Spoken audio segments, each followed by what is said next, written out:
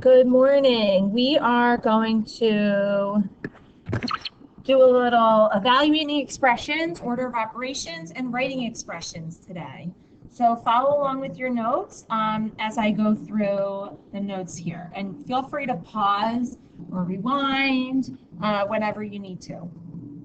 So get your toolkit out, please. And you can pause the video again to get any of these definitions down if I'm going too fast. But in your toolkit, the first definition we're going to talk about is a variable. A variable is a letter or symbol used to represent one or more numbers. And, most of the time we'll use X, but really you can use any letter. An expression consists of numbers, variables, and operations. So here's some examples of expressions, and I would get these examples down along with your definition. But one thing that I want you to notice, there's no equal sign in any of these. If I have like 2x equals 7, that's no longer an expression. That's an equation because of the equal sign, right? So the important part you need to remember is that expressions don't have equal signs. And then evaluating an expression. In the word evaluate, I see this root word value. And if we talk about what something's valued at, like think about a football card. If I want to know the value of a football card, you're going to tell me like how much it's worth. It's worth $10 or like $100 or whatever, right? So a value is basically a number, how much it's worth. So when we evaluate an expression, it's kind of like a two-step process. We're substituting a number in for each variable, and then we're going to perform the operations to simplify. And at the end, ultimately, we get a value. So on your notes, let's do a couple examples together. So this is on your note sheet. We're going to evaluate the expression when y is equal to -2.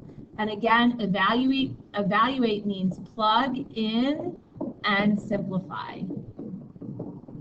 Whenever you plug in, you should be using parentheses. So I'm going to plug in that -2 for the y. So 6 times -2 in parentheses. And I know that this means times because 6y means 6 times y. If there's no operation, if no plus sign or minus sign or whatever, that's what we call implied multiplication. So I substituted or plugged in. Now I'm going to simplify, and I can't simplify anymore, so the value of this expression is -12. So number 2 is just a little bit more complex, but again, I'm going to plug in the -2 for the y. I'm going to use parentheses, and I'm going to make sure I'm always following PEMDAS to simplify. So P stands for parentheses, but it means like simplify in the parentheses. So I can't really simplify anything in the parentheses. E for exponents, I don't have any exponents. M or D, I have no multiplication, but I do have a division. Anytime I have a fraction is a fancy way of dividing. So this is going to be 11 minus 8 divided by -2 is -4. And then minus a negative is a plus, and then I add them together and I get 15. So the value of that expression is 15. All right, and the next part, we have this little table. You're going to be given phrases, and you're going to be asked to translate those phrases into algebraic expressions. And so we're going to go through some keywords that you're going to see that represent addition, subtraction, multiplication, or division. So what I want you to do is pause the video here, and I want you to see if you can brainstorm some of your own keywords. And then I want you to unpause the video and check, and you might have some that I don't even have. All right, so you're going to check to make sure, or right now you're going to brainstorm to see how many of these keywords you can get. All right, welcome back. So hopefully you got some of these words. You might have even got more than I have up here, and that's great. But so here's some of the keywords that we could use, and just some quick examples. You might see something like this: the sum of a number excuse me, and 5. So the sum of a number and 5, I would write that like x plus 5. Now here's a tricky one. If I have something like 8 less than a number, it might be tempting to write down like 8 minus x. But if we have 8 less than a number, think about it. If I have $10 and you have 8 less than me, you have $2 because it's 10 minus 8. So 8 less than a number is actually going to be x minus 8. Tricky, tricky. So multiplication might be something like this. The product of two numbers. And if I just say the product of two numbers, you're just going to use x and y. So it just means like x times y, or in other words, xy, or a and b, or whatever. And then division, you might see something like the quotient of 5 and a number. And that you could write that as 5 divided by x, or you can write it as like a fancy fraction, like that. All right, so you can fill in your table with some of your own examples if you'd like to. And like I said, you might have some of your own keywords. Let's go through an example of what some of these things might look like. So, sorry. So if I have something like this, 4 less than the quantity of 6 times the number n. Now this is one of the tricky ones, 4 less than. Remember, if it's less than, this part goes first, and then we're subtracting out the 4. So anytime you see the quantity, that means you're going to use parentheses. So the quantity of 6 times the number n is going to be 6n, and then we're going to subtract out that 4. And I could put this in parentheses if I wanted to. I don't absolutely have to, but they're grouped together. Letter B, 3 times the sum of 7 and a number y. So we want the sum of 7 and a number. So sum means add, and then I want to multiply that whole thing times 3. So now this one's going to look like this. And then letter C, the difference of 22 and the square of a number m. So when we square a number m, we have m squared. And then I want to take the difference, so 22 minus m squared. All right, so let's do an example problem together. This is again on your notes. So Miss Chang goes to the movies. After she pays the cost of her ticket, she always buys popcorn and a soda. Write an expression for the given situation. So I'm paying for the ticket, I'm buying popcorn, and I'm buying a soda. How much am I spending? Well, I have to kind of just add these 3 things together, right? So T plus P plus S. So suppose she pays $7.50 for her ticket. I would plug in $7.50 for the ticket, $4.25 for the soda, and $3 for the popcorn. So 3 for the P and $4.25 for the soda, right? So evaluate the expression in part A for the given values to find out how much Miss Chang spends at the movies.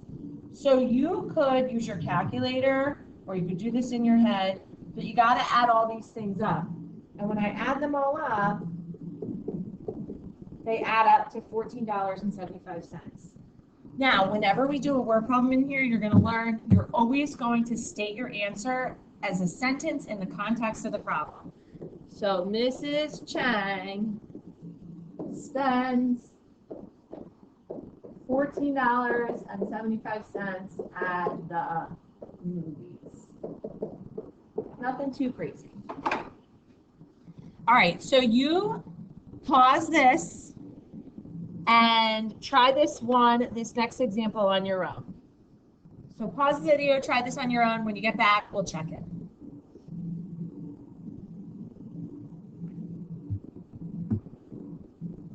All right, so welcome back. Hopefully you tried this on your own.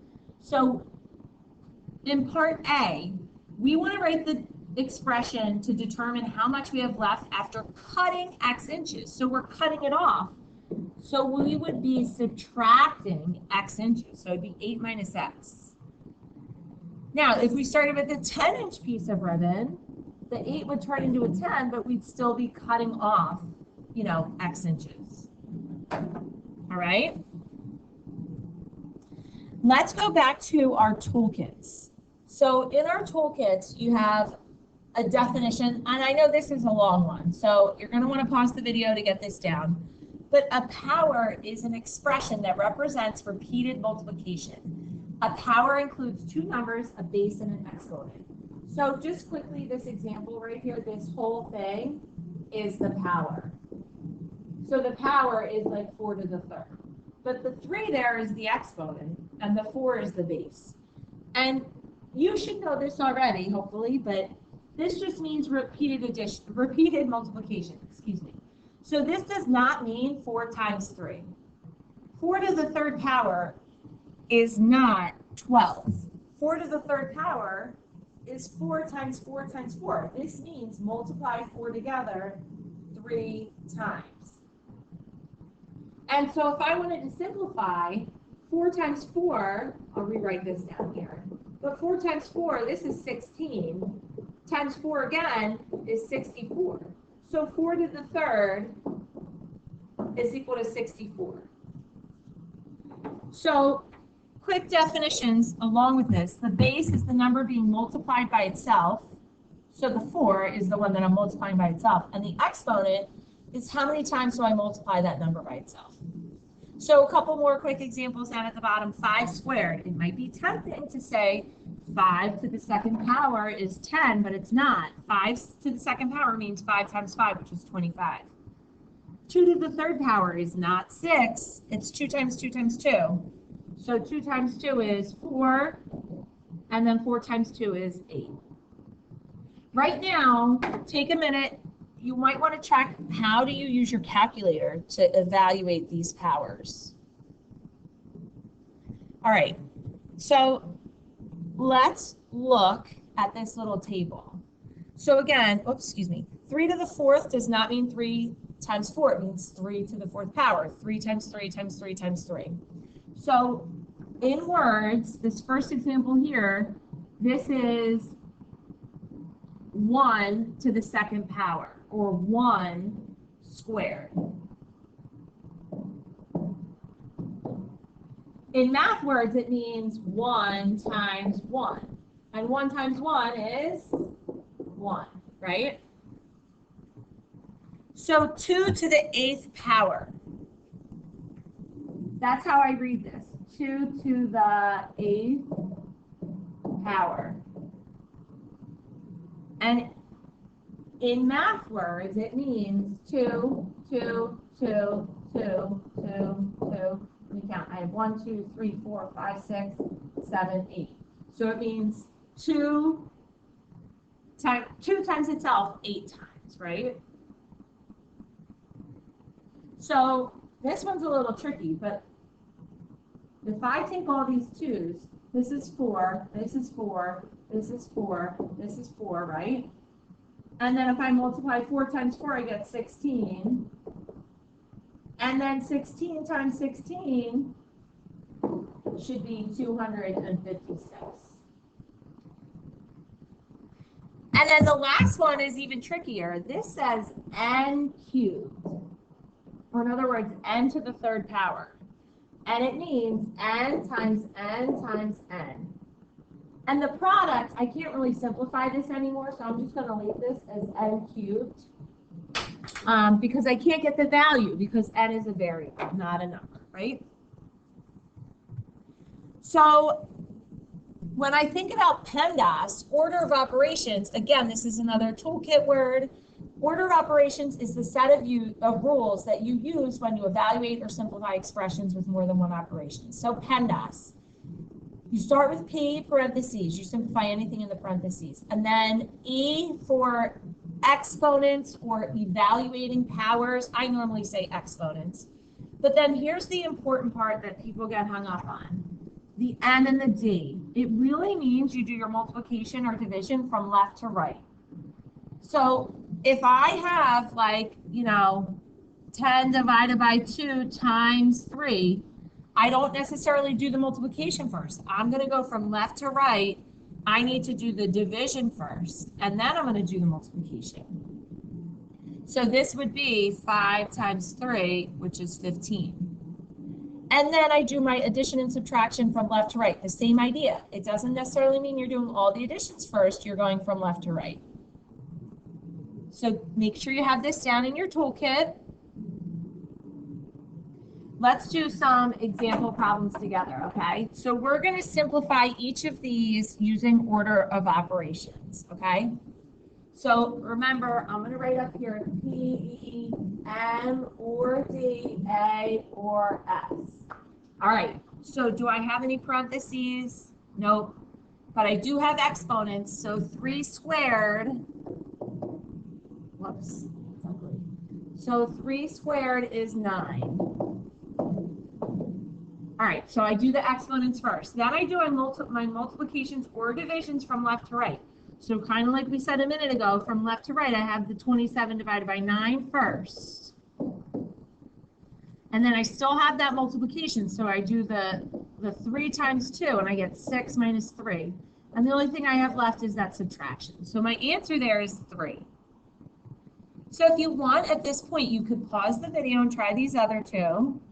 And then when you unpause, you can come back and we'll go over them.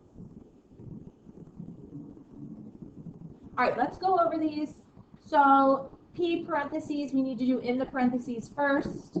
So 6 minus 3 is 3, right? And then I need to do exponents. So I got to do that 3 squared.